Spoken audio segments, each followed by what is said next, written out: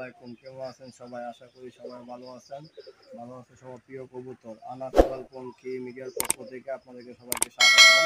আজকে আমি আপনাদেরকে দেখাবো যে কিভাবে কবুতরের পাখা দান্ডি করা যায় এবং সেটা আপনাদেরকে আমি দেখাই। আর কবুতরের পাখাটা দান্ডি করবো সেটাও আপনাদেরকে দেখাই।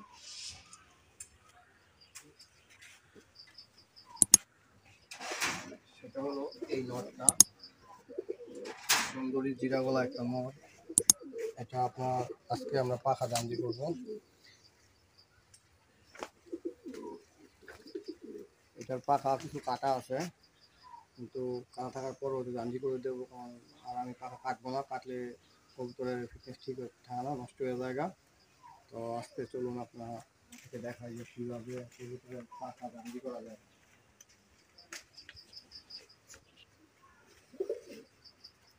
প্রথমত হলো আপনাদের একটা লাগবে বেলেট।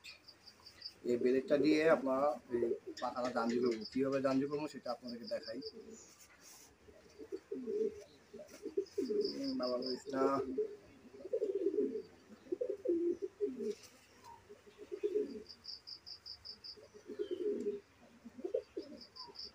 অবশ্যই বেলেটটা একটু ধার বেলেট লাগবে, নইলে আমার হবে না। কম দাঁড়ের বেলেট হলে ঠিক মতো আপনার পাখা দান্ডি করতে পারবেন না। এটা একটু আঘাত থেকে রাখবো, আর বাকিটা আপনার এইভাবে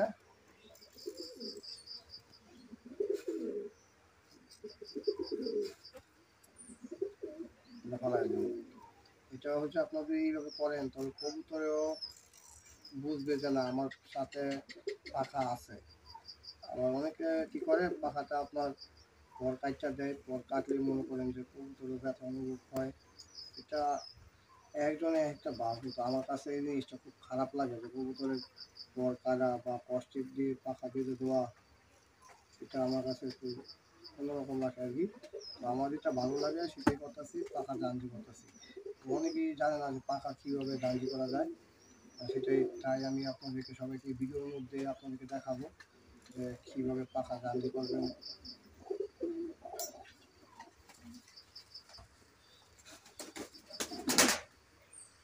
এই দেখুন, পাখা অ্যাকচুয়ালি আমার দান্ডি হয়ে গেছে, আর আমার একটা ভিজার কারণে মনে করেন যে কবিতা পাখাটাও একটু কেমন দেখা যায়।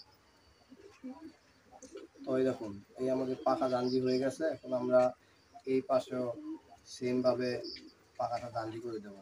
এই দেখুন, এই মতো যখন কালেকশন করছিলাম তখন এই পাখাটা কাটা ছিল। ভালো একটা মাদি, সরি ভালো একটা নর, চোখ আর ওর সামনে ফিটনেস। ওর একটা বাচ্চা আছে, সেটা নিয়ে একটা ভিডিও দেবো আপনাদেরকে। তার বাচ্চার একটা কাহিনী ঘটে গেছে আর কি মাঝখান দিয়ে, সেটা আপনাদের এবারে শেয়ার করবো।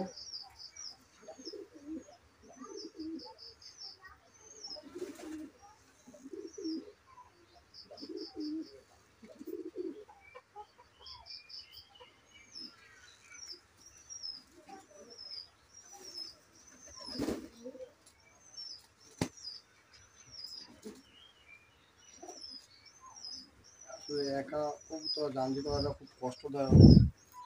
যাই হোক, আপনাদেরকে শুধু দেখানোর জন্য আমি এই কষ্টটা করতেছি।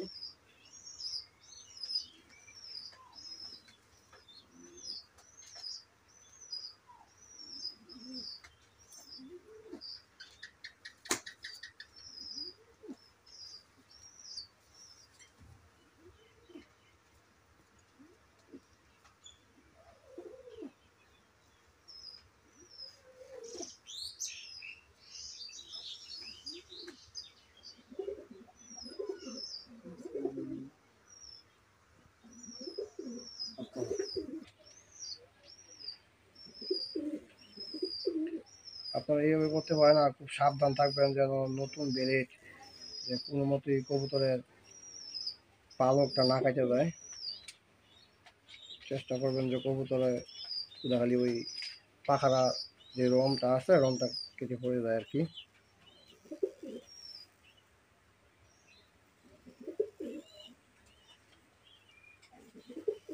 এই হয়ে ঠিক আছে।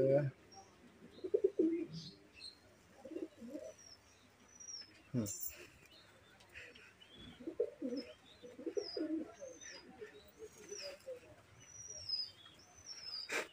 এখন আপনাদেরকে আমি দেখাচ্ছি যে কবুতরের কি মানে পরটা কেমন হয়েছে।